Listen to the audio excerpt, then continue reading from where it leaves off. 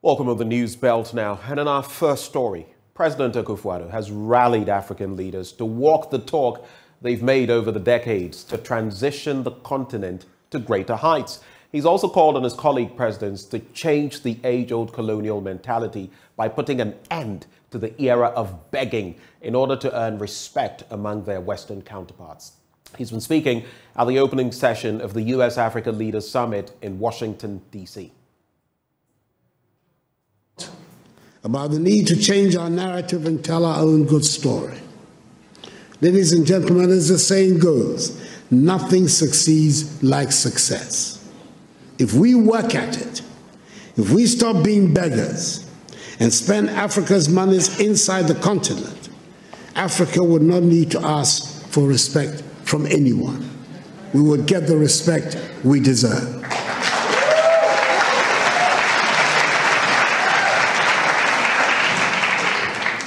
Over 30 years ago, one of America's most prestigious Ivy League universities offered a course in Mandarin, which for years had virtually no takers.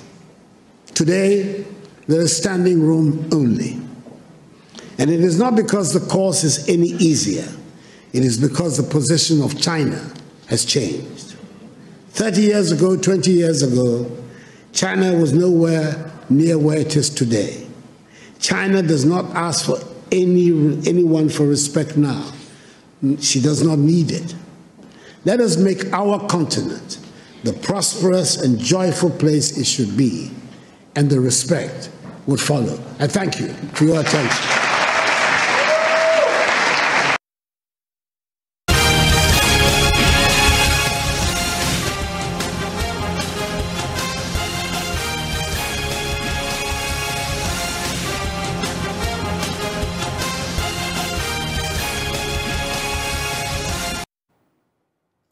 Well, from there, let's talk party politics. And the question, will Deputy General Secretary of the Opposition, NDC, Peter Otokono, be able to fend off competition from his seniors, Fifi Kwete and Elvis Afriyie-Ankrah, and take over from his boss and mentor, Asiedun Ketia? Now, with barely 72 hours to the NDC's national executive elections, Raymond Akwa in this report highlights Deputy General Secretary Peter Otokono as he strives to be elected substantive General Secretary. Not overemphasize the role of the young people. And most importantly, let me emphasize that the wisdom of Solomon has nothing to do with the age of Methuselah. Dr. Peter Otokono dismissing one of the major claims against him. According to him, what he lacks in age, he has been more than willing to make up for in experience. Yes, I've dedicated myself to the service of our great party, the National Democratic Congress. During this period, I've served in various capacities, both in government and as a party official. I've served as the head of research at the Communications Directorate of the Office of the President, as a Deputy Chief Executive Officer of the National Youth Authority, and as a member of the National Elections Directorate of the NDC, as a Deputy Director of Research, and the founding registrar of the NDC Party School, the Ghana Institute of Social Democracy. By the good grace of God and by your support, you elevated me to the high office of the Deputy General Secretary of the NDC. But is this enough to guarantee him a win over former ministers and party stalwarts like Fifi Kwete and Elvis Afriyie-Ankrah? Peter Otokono believes his trump card is that he learned from the best. I have submitted myself to you in all humility. I've learned from the best in the party. This humbling period of service and learning to the masses of our party has shaped me into a leader that does not only share in your dreams and aspirations for this party.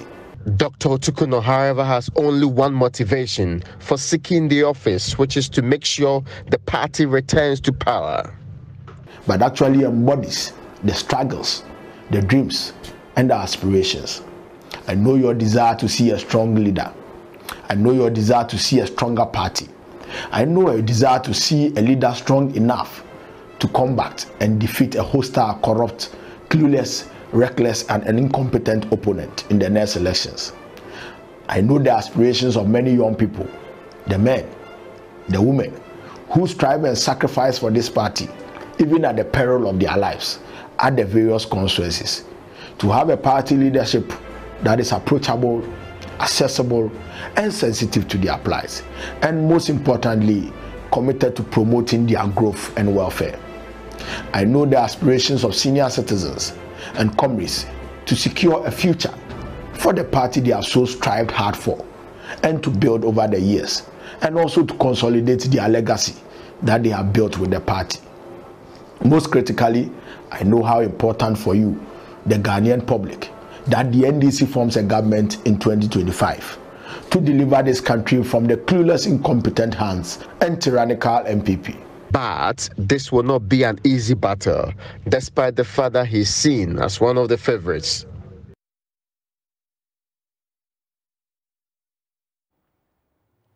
Now, in our next story, Deputy Local Government Minister Collins Intim has announced that U.S. aid is providing a $9 million grant to be used for developmental projects in northern Ghana. The resilience in northern Ghana, that is the Ring Project, will improve service delivery in health, nutrition, water, sanitation and hygiene, agriculture and social protection. Correspondent Rafiq Salam reports from WA. The resilience in northern Ghana Ring 2 project is a continuation of the Ring project started in 2015 by the government of Ghana with support from U.S. aid. The Ring 2 partnership was co-created by U.S. aid, Ministry of Local Government, Decentralization and Rural Development, Ministry of Finance, National Development Planning Commission, along with representatives from the Upper West, Upper East, Northern and Northeast Regional Coordinating Councils and the 17 district assemblies implementing the project. The 5-year partnership will strengthen government systems to improve service delivery in health, nutrition, water, sanitation and hygiene, agriculture and social protection.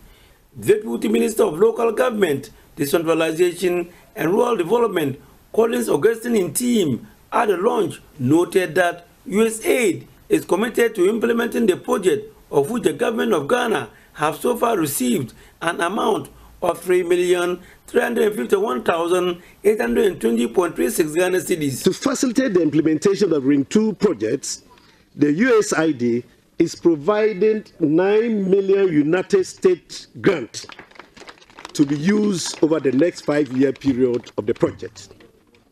The collaborating partners, the government of Ghana and USAID, hope the expected outcomes of the project shall be achieved at the end of the project period. The expected outcomes includes 1. Sustained delivery of services that lead to improved nutrition, food security, climate mitigation interventions, and well-being of targeted communities. Now, a member of the governing board of the National Peace Council, Maulvi Mohammed Nur bin Saleh, is asking Ghanaians not to allow internal squabbles to disturb the peace the country currently enjoys. He says insurgents are currently operating in landlocked areas, hoping to penetrate the country to have access to the coastal areas to enable them import the weapons they need for their nefarious activities. Bin Saleh has been speaking at the swearing-in of members of the Upper West Peace Council, from where Rafiq Salam reports. Member of the governing board of the National Peace Council, Maulvi Mohammed Nur bin Saleh, speaking on behalf of the governing board chairman of the National Peace Council, Reverend Dr. Ennis Adujemfi, first dig out statistics from the conflict desk of the Upper West Regions Peace Council on hotspots, which placed the Sisala East at the summit of the table. That out of the 11 districts and municipal assemblies in the region, we have 20 hotspots as at 10th November 2018. The Sisala East municipality is the leading arena for disturbance of peace of the society, with 8 hotspots. This is followed by Wa Municipal with 6 hotspots, and then Sisala West has registered 4 hotspots. We also have Nandam and Wa West district assemblies with 1 hotspot each. These situations, when allowed to generate into violent conflicts, will deal a devastating blow to the peace as well as the socio-economic development of our region in particular, and the entire nation in general. Maulvi Mohamed Nur bin Sali, who also doubles as the Amiro and missionary in charge of the Ahmadiyya Muslim Mission, opined that despite the international applaud for Ghana being an oasis of peace in a choppy turbulent sub-region, chieftaincy, religious, land and territorial disputes, and recently youth uprising abound in the country. The challenges of the region, he conceded, are far more than what is already enveloped, warning of the region sitting on a peak of gunpowder that can explode anytime. My own rating, therefore, and taking into consideration the level of these misunderstandings and upheavals, one can say that the Upper West region, if looked at from the peace perspective, one can say that we are sitting on a peak of gunpowder, a peak of gunpowder that can explode at any moment. And if it does explode, it can be very, very devastating for our own existence as a region and by extension as a nation. Let's talk women's empowerment now. And the SOS Green Project in Kumasi is empowering women to be financially independent as a strategy towards overcoming gender-based violence and related issues that hinder equality. More than 1,000 women in the Ashanti region have been equipped with skills to run small businesses. The project will address financial dependencies that breed violence and maltreatment against women. Statistics indicate 31.9% of Ghanaian women have faced at least one form of domestic violence, including physical, economic, psychological, social, and sexual abuse. Team lead for the SOS Green Project, Vincent Ohene Into, observed the lack of sustainable source of livelihood for many women often account for such abuse. Speaking at his sensitization outreach in Kumewu in the Ashanti region, he expressed hope the empowerment program to equip women with skills for financial independence can help improve the situation. If there is anything that could prevent women from getting a decent source of livelihood, then that could be abuse. We of the firm believe that once women get a decent source of livelihood and they are economically empowered, then they're able to kind of move away from all forms of abuses. For example, if you have your own job and you have your own money, it makes it difficult for a man to abuse you. So that is why we continue to educate women so that they can become economically independent. We organize this event so that we can empower women, we can educate them and enlighten them on the various forms of abuses, either physical abuse, emotional abuse, sexual abuse, and so that when they abuse, what action should they take, where do they report to? The first phase of the program trained 381 women, while the second phase is targeting almost 700. The outreach was to commemorate the International Day for the Elimination of Violence Against Women. A beneficiary of the training, Rosejan, said the Green Project has given her a source of livelihood.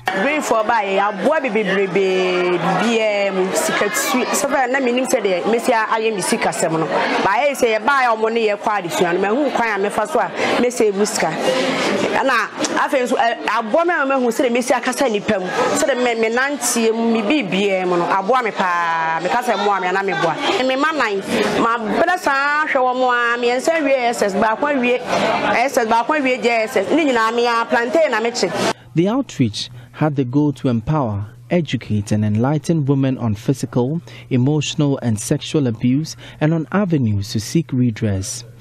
Assistant Social Development Officer at Kumewu Social Welfare Department, Vera Jemfi, observed high cases of abuse in the Setre Kumewu district.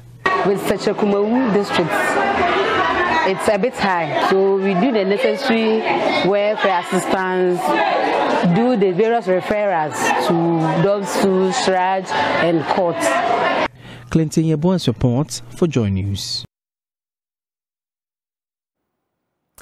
Health and Education Directorates in the Birim North District of the Eastern Region have received a donation from Intiamwa Foundation to boost education and health in the district. There is more in this report.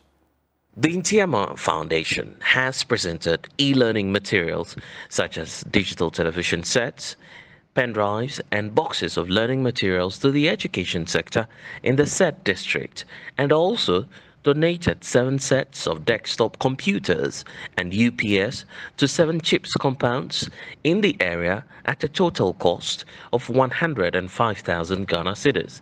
Speaking to Joy News, Shiva Banahini urged the Education and Health Directorate to take advantage of the items and use it for the intended purposes.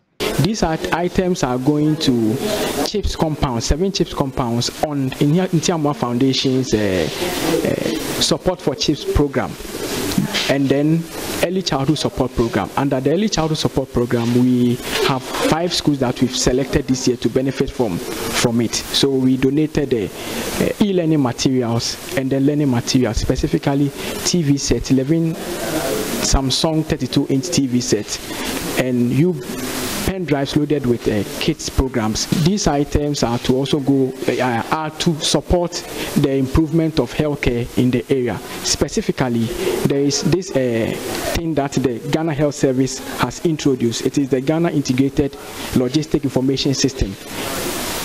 We want the chiefs to take advantage of it. At the moment, they are not being able to access it because they lack the needed equipment. We also want them to be able to take advantage of a National Health Insurance Authority's claimant policy, as well as to also ensure proper records keeping. Receiving the items, the District Health Director, Stella also thanked the Ntiama Foundation for such a wonderful donation to the CHIPS compound and promised that the devices will be used purposefully, and appealed to other NGOs to help Brim North Health Directorate. To the Ntiama Foundation for such a wonderful donation that they've made to the directorate. Indeed, it's going to support us in our data management, managing our government, that's the stores management, managing our claims, that insurance claims that we've been working on, and budgeting and all other softwares that we are using. These machines are going to support us a lot. We appeal to other NGOs to also emulate these gestures so that they come to support us and all other philanthropists. We are Olivers. Oliver will always ask for more. We need more of such support. So please do come and support us so that we also render the necessary health care that we are supposed to render to the entire country.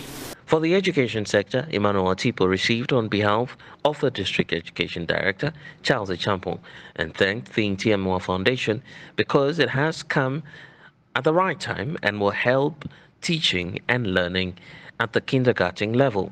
He added that the education sector in the area lacks teaching and learning resources, and this will go a long way to help teaching and learning in the district, and therefore took advantage to call for help for the Brim North District. They are worthy teacher-learner resources for the KG.